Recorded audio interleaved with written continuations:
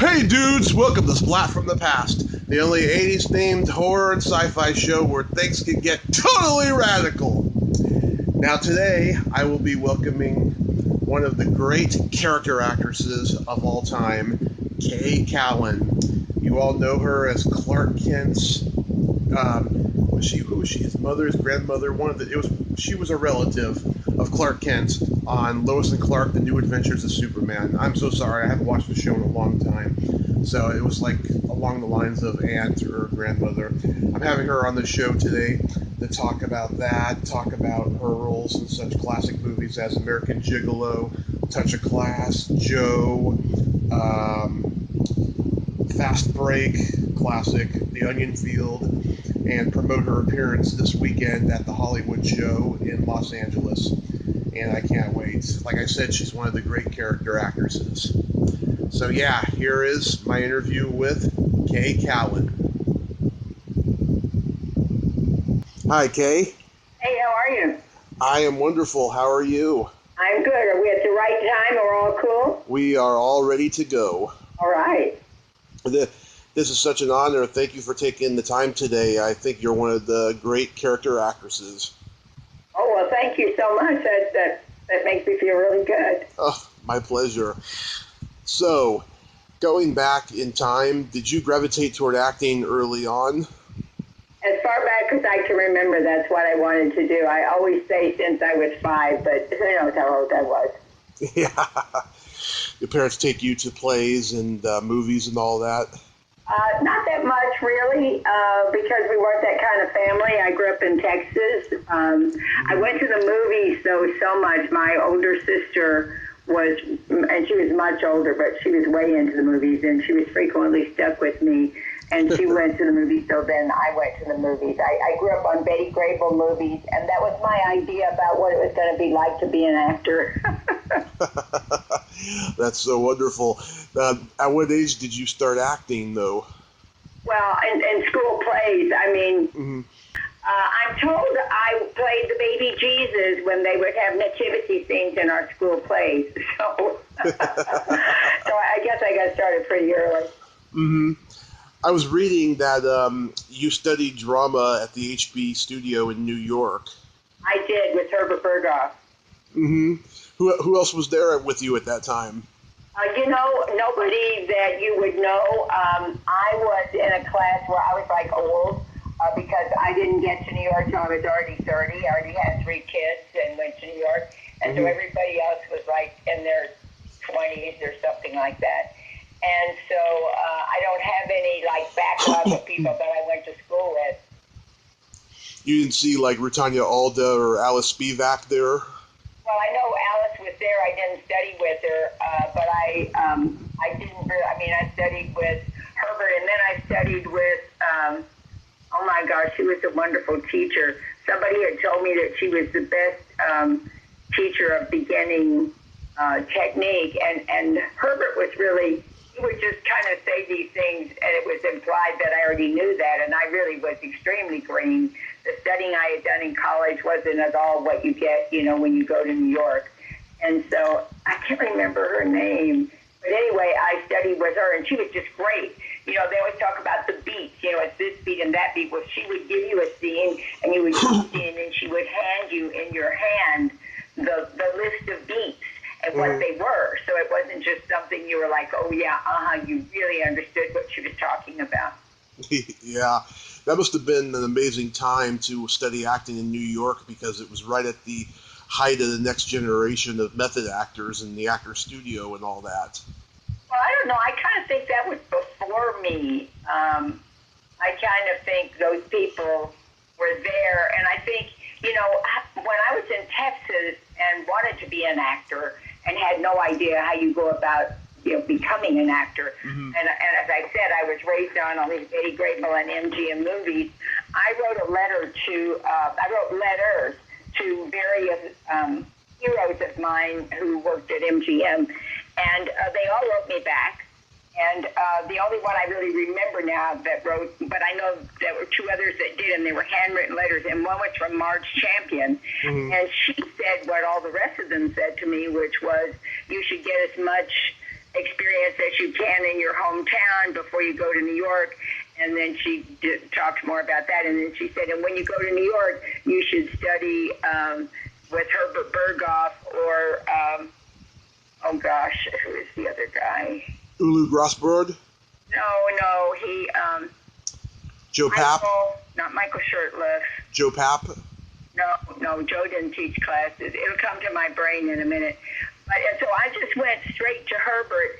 I didn't understand. The other teacher later is somebody that I wouldn't have been able to do anyway because the commitment with whoever it is, I hate when my brain won't tell me. I have to look it up. The commitment with him was much more time and money than I would have had because I was there with 3 kids on my own and trying to make things work. And I think his classes were like every day of the week or something like that. Oh, nice. But anyway, Herbert was so great because he treated me more like a peer because I had studied at the Pasadena Playhouse a little, and I was also older, and so I think he thought I was much further along than I now think I was. But anyway, almost getting the reminder. Did you study there? Is that how you know about Alice? Oh, no, I'm a big movie aficionado and acting and all that stuff, so I just admire, actors greatly. Yeah. And stuff. Oh, so you said you were at the Pasadena Playhouse before that?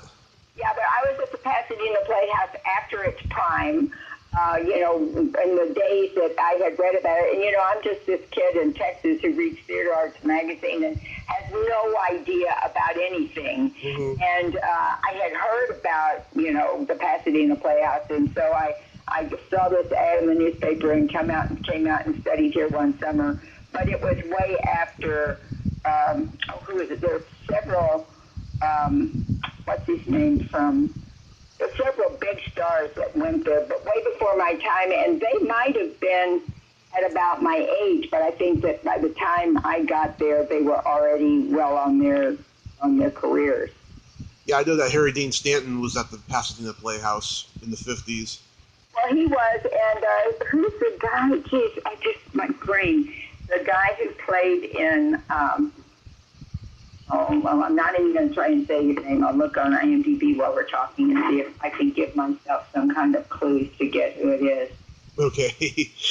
Your first breakthrough role was probably in Joe, right?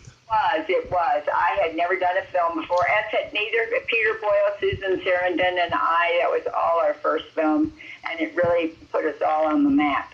I think it made Peter a star. It didn't make me a star, but it put me in the system because I got the New York Times review, which was a gift. Oh, my goodness, that Howard Thompson from the New York Times had written the review, and it was, he really put me in the system. Mm-hmm. What was it like working with Peter Boyle? Oh, Peter was great. He was just great. And although I didn't really see him as time went on, but I would run into him in New York on the street, and he would talk about, hey, when you get all this visibility, you can't do anything. People see everything you do. I heard John G. Avildsen could be a tough director. He was not, at least for me. It was Gene Hackman is who I was trying to think of, who went to Pasadena Playhouse. Oh, okay. Gene Hackman. Yeah. No, I didn't think John was a tough director at all. And I think John's real talent, which is the talent of all great directors, is to really cast well. So they kind of cast the essence of the person so that really they just let him be. I don't think he gave me any direction at all. Maybe a couple. At the audition, when I auditioned with him, I did an improv with him, and he was very good about letting you know what he wanted and saying something to really spark you to go in that direction instead of just saying, be faster and funnier, which is the actor's joke about what directors usually say, or some version of that. Yeah. Did you know then that Susan Sarandon was going to be the special actress that she became? Well, there's no way of knowing that. Of course not. Anyway, I wrote her after I had seen her work in that series, and I said, I'm so glad I hadn't seen that before. I would never have been able to have treated you as a normal person, because she was just amazing in that, as she has been in everything. And she was just on Broadway the last 2 seasons once in Three Tall Women, and then first she was nominated for a Tony, and then maybe she even won it. Oh, she did win. And then last season playing King Lear. So she's still active and doing wonderful things. Oh, yes, absolutely. So then you did a touch of class? Yeah, well, that's what I did with Glenda and with George Siegel and with Paul Sorvino. Mm-hmm. That was exciting. I got to go to Spain to shoot, and that was very glamorous. That was a good experience. Mm-hmm. Yes, well, it's always exciting to go travel on someone else's dime, isn't it? Oh, yeah. Better than you paying. Well, yes, and it was a nice group of people and a lovely, funny director, and so I was, it's a wonderful thing. I met Paul Sorvino at a convention last year, and I told him how much I love the fact that his daughter is standing up for women's rights, and he was very appreciative of that. I'm sure he was. Yes, very nice man. Yeah, Peter's great. Peter. Paul. My brain was just going off on something else. I don't know, for some reason, when I said Peter, I guess I was thinking Peter, Paul, and Mary because it reminded me of Paul Schrader, for whom I worked in American Gigolo. Oh, yeah, I'm going to ask you about that. But you did some episodes of One Day at a Time? I did. Those were my first jobs when I came out to California. I came out in the summer of that year to see, if it was time for me to come here yet. I had not planned on coming for another couple of years because my girls were still in high school and I wanted to wait till they finished. But I came out and I got a 3-episode arc on One Day at a Time, and that was very exciting because my daughters and I had watched One Day at a Time in New York, and I was a woman alone with 2 daughters, and she was a woman alone with 2 daughters, so I really identified with it. So then when I got on the show, it was like, oh my goodness, this is so exciting. And then, and then I did a bunch of stuff that was from Norman Lear, and then I was lucky enough to do a lot of work for Norman. Oh, yeah, you did Fernwood Tonight? I did Fernwood Tonight, yes, that was lots of fun. Yeah, that was to be one of the most underrated shows, and it should have lasted a lot longer than it did. Yeah, it was a darling, charming show, but it never. I don't remember why, because it was on a major channel. I think I don't think it was on some small whatever. But it never. It always seemed to be kind of a niche show. Yeah, Martin Mull and Fred Willard. I mean, that's a great combination. Oh yeah, and they were so quick, and there was so much improv in it, and it was lots of fun.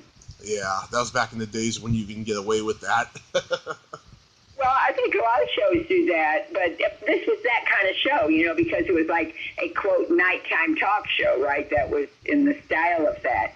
So, I mean, it was certainly all scripted, but I know I went in, and I don't know whether you ever saw it. Oh, yeah. I came in, I was an author of some kind of feel-good book, I think it was called I Am You Are You. That was the name of my book or something like that. And I remember that I went home and manufactured my own book and something that I had, and a big U around my neck that I put on something, came in and wore them and did them for the audition, and then took them on and used them when we did the show too. So it was really, let's put a show on in the barn on some level. Yeah. And I love the movie Fast Break. Oh, yeah, that was fun. I enjoyed working with K Callan and all those people who were in the film. Jack Smite, legendary director. How great was he? He was terrific. He was a good director to work for. I must say that I came to town very green for being my age, because since I didn't go to New York till I was 32, everybody else in my age group had kind of been there for 10 years before and had absorbed a lot of information that I didn't know about. Plus, I was a New York actor. When I came out here, we didn't have the internet then and IMDb where you can just look up and see everything that this person ever did. So I don't believe I was quite aware of his stature at the time that I worked for him, which is sometimes a good thing, because then you're just treat people like regular people and don't get in awe of them. Oh yeah, I've talked to a lot of actors who, told me that they didn't know about a lot of people's past work because there was no internet back then, and they said it worked out better that way. Otherwise, they would have been, saying, "Oh, I loved you in this movie. What was it like working with so and so?" Right. We turn into fans instead of peers. Exactly. And now I'm sure it's a lot harder now, and stuff, but that's how it was back then. Well, it sounds hard now because I've been in the business so long and I've worked with so many people that I don't know who would make me trip over my words if I were to work with them. I mean, there are certainly people that I admire, and I would go, I don't know what it would be like to work with Meryl Streep. I think I'd be able to treat her just like a regular person. Mm-hmm. You could look at... I could pretend to treat her like a regular person. Yeah, you could look at it more objectively. Right. And then you did The Onion Field? Yes, with Jimmy Woods, who I had worked with. I knew already in New York from a commercial we had done together just about the time that Joe broke. I think right after Joe broke. Mm-hmm. He and I were both in separate segments of a commercial, and I think they flew us to Baltimore or something, and we were shooting them together. So I knew Jimmy but when he was James. Yeah, you worked with him again later on Fast Walking. Yes, yeah. But The Onion Field's a very powerful movie. That was a much bigger movie, and I can't remember the trajectory of his career. Might have been the first big thing for him where he became, really known in the business. It definitely was his breakout role. I mean, he had small parts, in The Way We Were and lots of TV stuff before that. Yeah. I mean, as you say, I think that was his breakout part. Mm-hmm. It's a great movie. Yeah. And then the classic American Gigolo. Right. That was, it was certainly a pleasure to work with Richard and with Schrader. They were it was a very nice experience. Mm-hmm. Do you still get recognized for that one? Sometimes, it depends on the audience. A lot of gay men will come up and talk about that movie. And a lot of, certainly, the All in the Family episode that is so iconic, people, and that's really a long time ago, but people do stop me about that all the time. Oh, I didn't realize you were on All in the Family. Yeah, there was this iconic episode called Cousin Liz that was really in direct response to what was going on at that time. Anita Bryant was a spokesman, mm-hmm. I believe an orange juice spokesman, just like OJ. And she was also a popular singer, and she was quite conservative and had some big, what do I want to say? Anti-gay views. But I want to say she was pressing it. She was really in the news for that, and this was kind of, and she thought there should be no gay school teachers, and this was kind of Norman's response to that. And Edith's cousin Liz had died, and the first act of the show is Edith and Archie, they're getting ready to go to the funeral. Mm-hmm. And he's asking about cousin Liz, who was the old maid school teacher, and he's trying to figure out if there'll be any, if she left any money or anything. And Edith says no, there wouldn't be anything. But there was this sterling silver tooth service within our family. So Archie is planning on selling that and, having a trip to someplace. And so, and the second act is all at the wake after the funeral. And so then there's a confrontation between cousin Liz's roommate, mm-hmm. And Archie, and them finding out she's gay and having a conversation about, and of course Edith is the spokesperson for the gay side of the question, and Archie is, the bigot. Yeah. And then how that all comes to fruition in the end, and that's shown all over the world all the time at many gay gatherings. Yeah.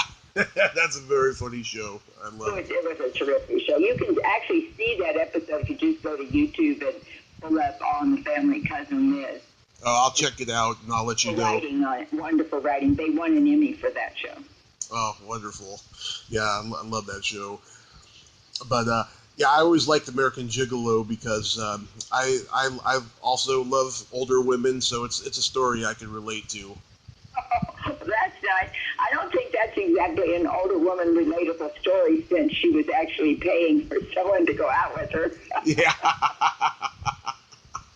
But like you know what I mean. I mean, I do. I was just giving you a hard time. Yeah. You had a recurring role on Coach? Yes, I did. That was, oh my gosh, it was wonderful working on that show because those guys were so funny. Just hanging in the green room and listening to their stories, it was just the best. Uh-huh. Jerry was just such an individual, and certainly Craig was too. And then when Dick Martin was on there and all of them talking together, and Craig had started out as a stand-up comedian himself. Yes. Yeah. Yeah, he was a comedy team with, I believe, Barry Levinson and Rudy DeLuca. Yeah, but I don't think they were a team, were they? I thought they just all did it at the same time. I think they tried to do like a trio at one point, but they all individually, did their own stuff too. Oh, I didn't realize that, and I don't know how you would do a comedy team. Yeah, it's very hard work, from what I've been told. Obviously, it didn't work out. They all became, giant stars on their own. Yeah, and also, too, they were writers on the Smothers Brothers Comedy Hour. Yeah, all three of them? Yes, along with Steve Martin and Carl Gottlieb and Lorne Michaels. Lorne Michaels, too? I didn't know that. Yes. Lots of information. Yes, indeed. That's how Lorne Michaels met Steve Martin and got him to host Saturday Night Live so many times. No, I don't think that. I listened to Steve Martin's biography and how he got on Saturday Night Live, and he didn't mention anything like that. Wow. Well, I've heard Lorne Michaels is the type of guy who likes to take credit for things, so I'm sure, that's just his version of what happened. Have you seen direct quotes from him saying that? Yeah, he was on I heard him in was it a radio interview? Something like that, yeah. Well, I mean, maybe you're right. I've just never heard about that. And when it seems to me that when Steve was talking about it, it was just such a big break for him. Well, first he had already done the Tonight Show and scored on the Tonight Show, I believe. But it seems like when he talked about being on there, it's not like he said, my old friend Lorne Michaels, blah, blah, blah. Well, that's very interesting. I'll have to research that. That's an interesting thing. Yeah. And that's very interesting. What show did they all work on?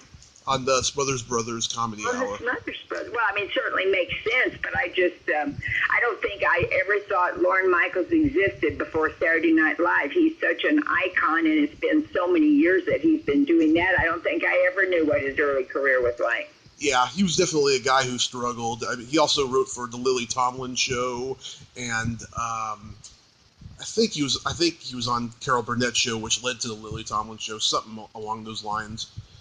Yeah. So, I tend to think of him, he's a big producer, and I don't think in the credits on Saturday Night Live is he ever credited as a writer? No, I think he just got out of that because producing became his bag. Yeah.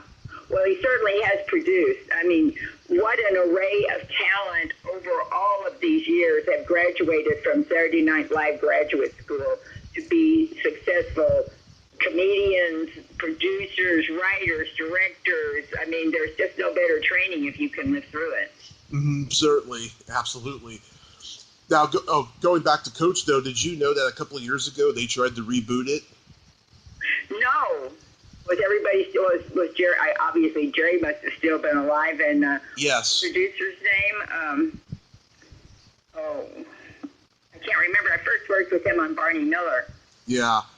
No, but I know I didn't know that, but I don't see how they could have. Craig's been doing one series after another. I don't know when he would have had time to do it, because wasn't he on Modern Family? Oh, no. He may have guest starred on Modern Family, but he was actually... It was Parent. It was one of those series with those multi-generational things. He was on a long-running series. Yeah, I think that may have been the reason why, or maybe they just thought that, the show wasn't popular enough anymore in syndication to go through with it. I don't know what the reason was, but they were all lined up to do it, and it was going to be on NBC instead of ABC. Really? Yeah. Wow, that's very interesting. Mm-hmm. Yep. I remember it was like 2 or 3 years ago that happened. Yeah. Yeah, but it's funny you mentioned Modern Family. He was actually supposed to play Ed O'Neill's role, but he turned it down. Then I think he came on as a guest star like years later. No, but I think wasn't Parenthood on at the same time as Modern Family. He was that character on Parenthood. Yes, you're right. It was Parenthood. He was tied up at that same time, and I don't know. I never heard about it, but of course.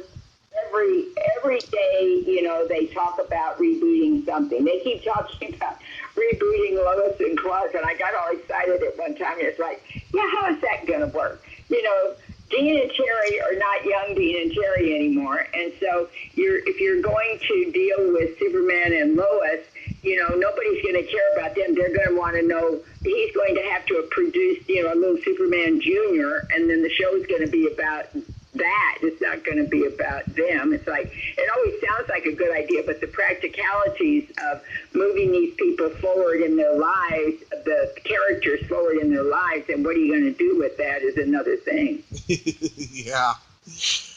And how was Lois and Clark, The New Adventures of Superman?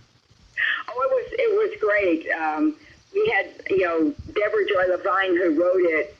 Her concept was so brilliant. It was, unfortunately, she left after the second season, and we got a new showrunner. And for at least me and Eddie as Mom and Pop Kent, our parts were diminished. She used to write such smart stuff for us, and then when she was gone, they would just write some lines and divide them up between Eddie and I without much to do with what character was what.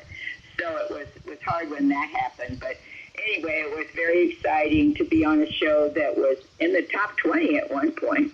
I know, it was huge. I mean, everyone was like, Superman's back, It was just a huge phenomenon. And, Dean Cain and Terry Hatcher, they were so good looking and so great together. Yeah, I think they have just been doing some Comic-Con kind of things in Europe this summer. They were there, and nobody saw anybody else there except Dean and Terry, because although Dean had been doing a bunch of those kind of conventions all over, Terry never had. And then they were able to get Dean and Terry together, and the people just went crazy. And that's when the rumor started that they were going to do a reboot of Lois and Clark. But there's no realistic way you could do that. It would be great, though. I'd sure love to work with them again. Oh, yeah, that would be great.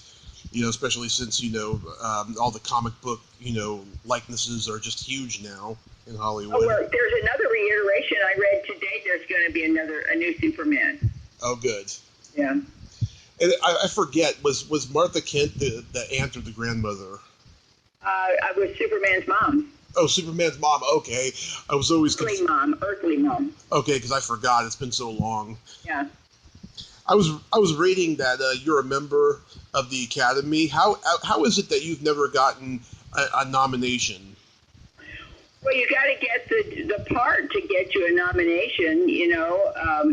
We all would love to have a nomination. I think that's what everybody thinks about, and it's kind of if the universe the planets all line up right in the universe. That you get a part that kind of has your name on it, because you got to have the part that you can do better than anybody else, and then it's got to be in a film that everybody sees, not just that everybody says, "Oh, that was good," but only 4 people saw it. There's so many things that have to happen before you can be lucky enough to get a nomination. I would have gotten you an Academy Award nomination for American Gigolo. Oh my goodness, thank you. That's very kind of you. For Best Supporting Actress, yes, you were great in that. Oh, thank you. And also, too, I mean, you've done so much TV. I'm surprised you haven't gotten an Emmy nomination either. Well, as I say, the planets have to line up. For instance, Julia Louis-Dreyfus just owned that category for so many years. Right. When you consider, I think it's only 5 unless they've enlarged the number, but it's like there's only X number of slots, and there's so many people who are doing fabulous work who are never recognized because either that particular show never caught on and the people in the Academy weren't watching it. I mean, if you're on a hot show, you know, that's the first thing. You'll be on This Is Us, you know, and you have a real chance. But, you know, other shows that are really, really good, equally as good, never get that big hype, and it's just not going to happen. Yeah, it's all political. No, it's not political. I don't call that political. It's what catches the zeitgeist at the time. You know, what's in style. And, I mean, until I did some episodes of Veep, I hadn't really watched that show until I got on it. And up until that time, before I watched it, I just thought, geez, Julia Louis-Dreyfus, she's winning every time, every year. Come on. And then I watched Veep, and it was like, you couldn't give it to anybody else. She was just sensational on that, and the part was perfect. And so it's just how things happen. I don't think it was political at all. Mm-hmm. You've done so much theater. Do you do theater much these days? I did a show a couple of years ago. I don't do it that often. If something's right, there was a theater over here in Burbank that got in touch with me, and it actually was a part that had my name on it, which it was such a pleasure to play. You don't get those very often, and it's a 2-character play, and I really enjoyed it. It was a Texas play. Nice. So this weekend, November 2nd and 3rd, you will be at the Hollywood Show in Los Angeles. Have you? Yes, I'm looking forward to that. Yeah, have you done it before? No, I haven't. So it'll be, you know, like, I don't have any idea what it'll be like, but I think it'll be fun. I've looked at all the other people who are going to be there, and I know a lot of the actors who are going to be there. So, you know, that'll be fun. Although, of course, we won't be hanging out. We'll each be in our little booths doing our thing. But I think at night they said we all get together and have dinner.